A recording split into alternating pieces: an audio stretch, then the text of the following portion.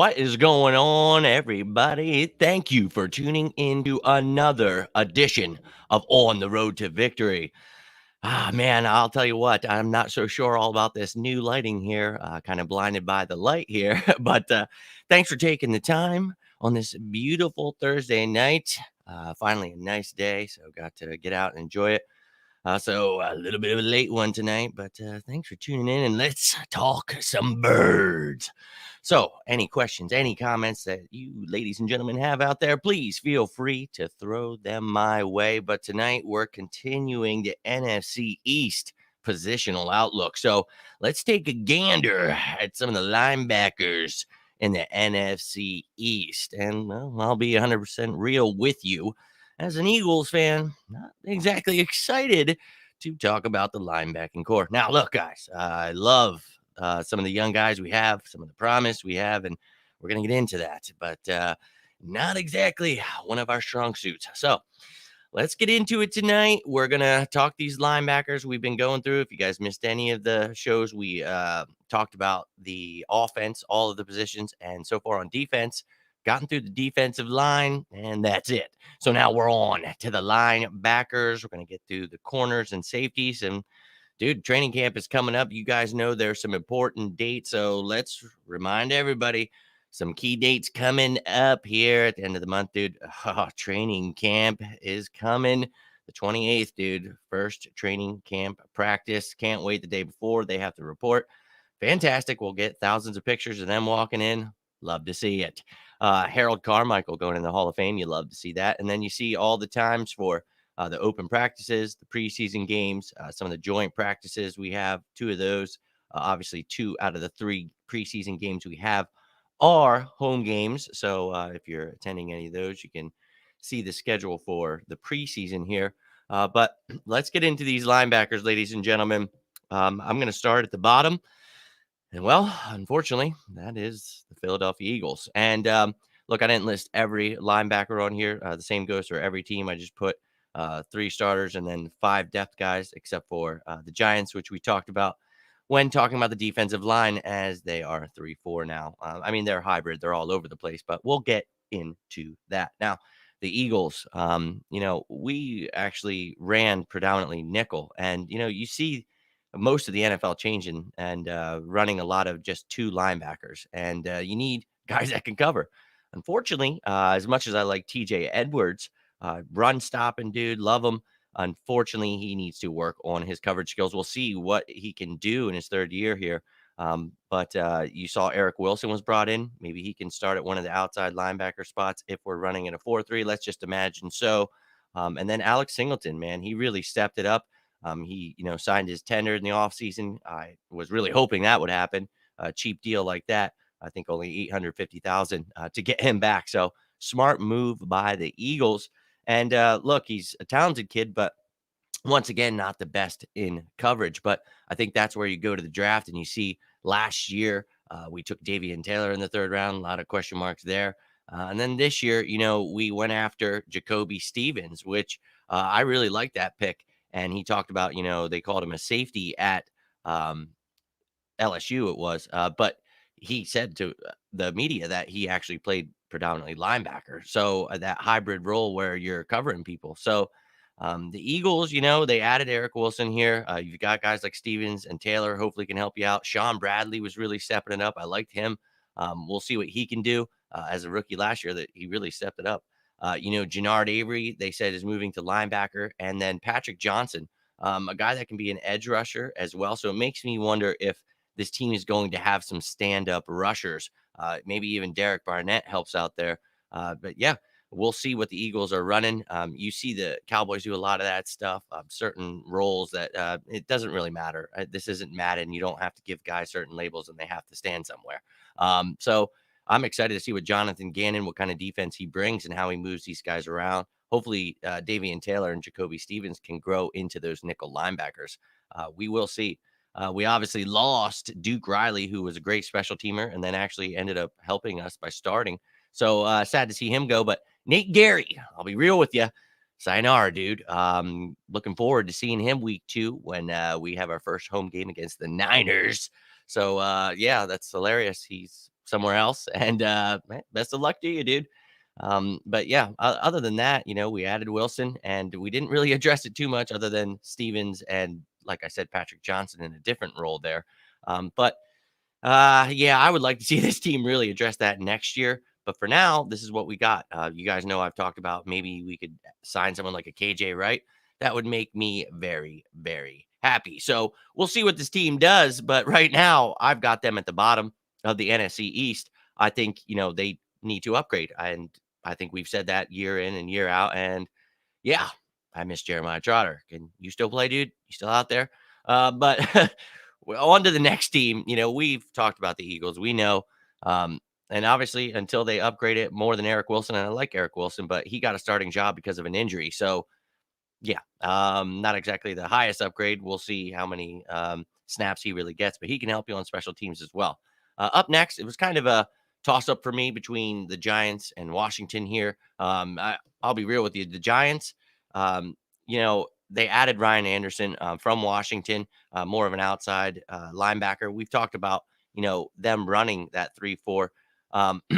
You got to look at Ojulari as well. He is also an edge rusher. So these guys aren't really like the linebacker you're thinking. It's more of a defensive end type of role. But yeah, they added to that. They got Ellerson Smith, who we talked about, who I think is pretty damn good. So damn it. But yeah, he was really good fourth round pick for them. And, obviously Ojulari in the second round was a great pick for them. Blake Martinez was a great addition last year.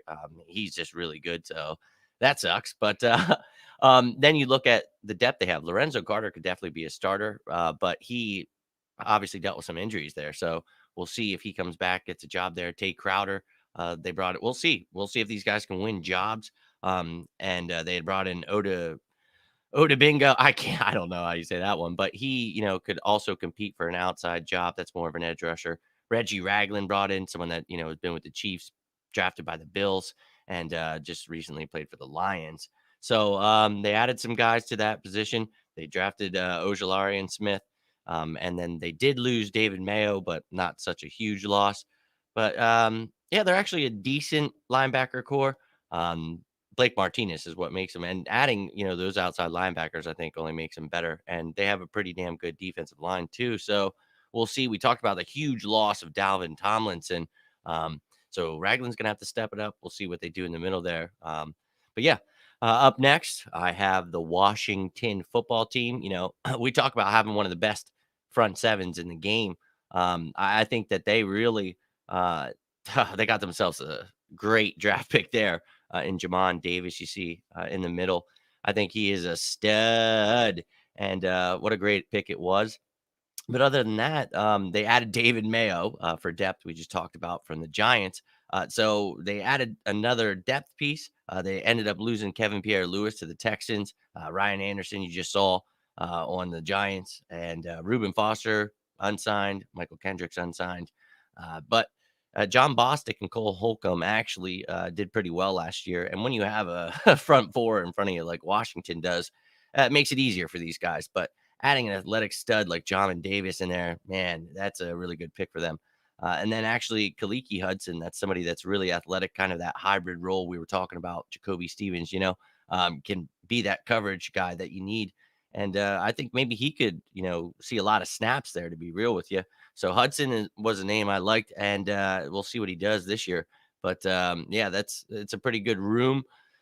And I hate, having to sit here and give him too much praise, but that was a damn good pick. Jamin Davis is so good, man. I liked him so much before the draft, and to see the Washington football team get him, damn it, because they already have Chase. We talked about the defensive line the other day, so damn it, not very happy to see that. And then once again, I'm not happy about what I'm about to talk about next, and that is the best linebacking core. It regressed a little, but still, to me, the best, especially because of what they added in this year's draft. So you look at the Dallas Cowboys. I hate having to give them praise, but dude, they had Jalen Smith, who definitely, like I said, he regressed. Leighton Vander Esch, unfortunately, dealing with the neck injury there. Don't want to see anybody get hurt. So hopefully, he stays healthy and, he can do what he does. But if he's healthy, My God, Micah Parsons, that was an insane pick. And I kind of thought they might go that route. And dear God, of course they did. They lose Sean Lee to retirement. So, of course, why wouldn't they add Micah Parsons from Penn State? They lost Joe Thomas to the Texans. And they added Terrell Basham, you see there. So, not much moves in free agency, but in that draft, man. And then Jabril Cox, who a lot of us liked, a coverage linebacker that really would have stepped in here. And he lasted till the 5th round, man. That's insane to me. And, well, now he is a Dallas Cowboy. And then you see one name there as a depth piece in the middle. I think he'll get a lot of snaps if Van Der Esch, unfortunately, something happens or Jalen Smith doesn't step it up. But the way they're talking anyway, we talk about this hybrid defense Dallas has. Keanu Neal, man, that's a really good addition, and we talk about what he's going to do with the defensive coordinator now. Obviously, they get to be together again, and I think he is somebody that was a safety, obviously, but he can play that linebacker role, and that's exactly what he is going to do. Bradley, having him back, he's going to use him as a blitzing piece, coverage piece. He can do it all, and if he stays healthy, man, that makes them, to me, the best. They added 2 good draft picks, and they added a stud in free agency. If Van Der Esch is healthy and Jalen Smith progresses rather than regresses this year, they definitely, and yeah, it's scary. Exactly. They are the best linebacking group, and we're far from it. And it pisses me off. We put no damn emphasis on the damn linebacker room, and we talk about it every year, but here we are at the bottom of the NFC East when it comes to linebackers. Now, I love our front four. So we talk about it's going to make it easier for our linebackers, but you need certain guys. I mean, you got Edwards and Singleton, like, oh, they're great against the run and they do this. And then you're like, and Sean Bradley can actually kind of do it all. So I could see him getting a lot of snaps. I like Sean Bradley, but Davian Taylor needs to step it up, be that coverage guy. I'm hoping Jonathan Gannon can really do great things as the defensive coordinator. But you look at Nick Rallis, really young guy. He's the linebackers coach. We'll see what he can do with the Eagles linebackers here, but they're far from what Dallas has. And Washington, they've got 2 good veterans. And then we talk about, obviously, Jamin Davis being a great pick. And then the Giants they've got a decent group, and they've got a really good defense, I think, all together. They play well together. So this has been intriguing. And at the end of this, I'm going to rank the offenses and the defenses as a whole. But going through these positions, man, it's crazy. There's going to be some good competition, but this was one where it was like, well, kind of clear the Eagles are at the bottom, but the middle was a little iffy. I think Jamin Davis is a really, really talented kid. So, that puts them second to the top there. But Cowboys, man, Micah Parsons, and then Jabril Cox, man, they're loaded there.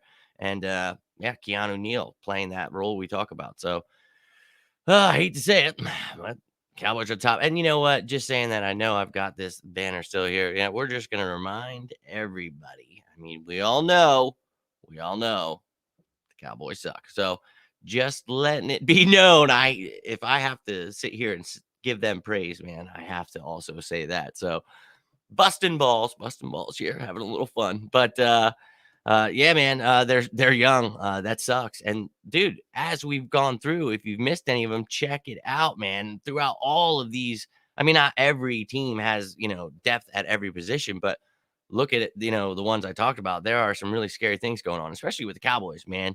If Dak Prescott's healthy with the receivers they have, and Tony Pollard's a good running back. If Zeke doesn't step it up, I mean, I know they're paying him a lot, so maybe someone would take that on. I'm not sure. But they're damn talented. So maybe if Zeke figures it out, maybe at some point he restructures, but I highly doubt that. Like, I don't see those things, but they've got a lot of young talent, but their defense sucked. So they needed to add to that defense. And I think they did, man. Obviously with those 2 linebackers we just talked about, I think I still have the graphic here somewhere of their draft.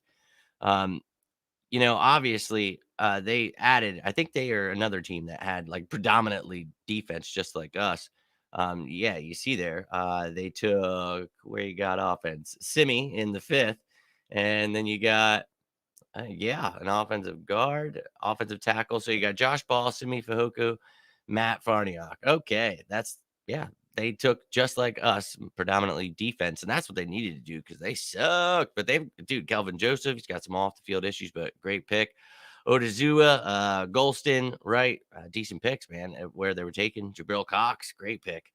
So, damn it. And then Israel Mukuamu, dude, I hate that. I don't like that either because I like that big, tall receiver or corner, and I was hoping the Eagles maybe. Nope.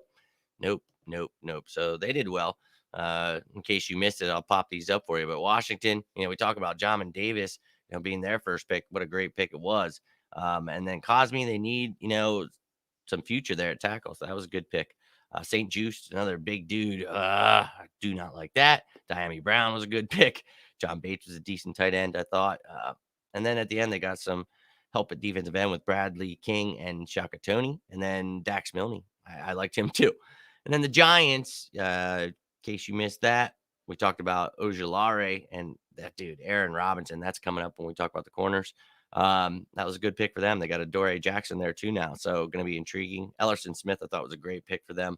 And then Brightwell, intriguing to add to the room, but we'll see if Saquon stays healthy, but he's obviously one of the best backs in the league when he is. And then Rodarius Williams is their last pick. And then we all know the Eagles picks. We went 6 out of 9 with these bad boys on defense. So we needed to stock up when you get Devontae Smith and Landon Dickerson. That's building toward the future on offense. And then Kenny Gainwell, who you guys know I'm ecstatic about. So very interesting to see what's happening in the NFC East. Going to be a lot of competition. And I can't wait for this damn season to start. Training camp a couple weeks away, baby. So strap in. Positional outlook's almost over, and we're going to be getting into this, man. Training camp is going to begin. So I thank you all for tuning in tonight. If you have any kind of questions or comments, please feel free to leave them there. If I see them at some point, I will get back to you. If you're watching this some point later, or days or weeks, I'll always try to get back to you, ladies and gentlemen. So thank you for tuning in to the NFC East Positional Outlook. Let me know who you guys think is at the top, who you guys have at the bottom. How do you have them ranked?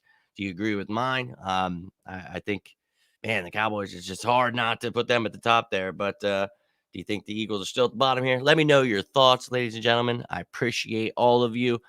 Follow me on all of these platforms. Hitting the like button for subscribing to the YouTube channel. I appreciate all of the support. Reach out if you need anything. You want to talk some birds. You just want to talk about life. Please let me know. Always here. You guys are always here for me. So I appreciate all of you. Hope you're staying safe, having yourselves a great night. But I'm rolling out, so have a good one. And as always, Cowboys!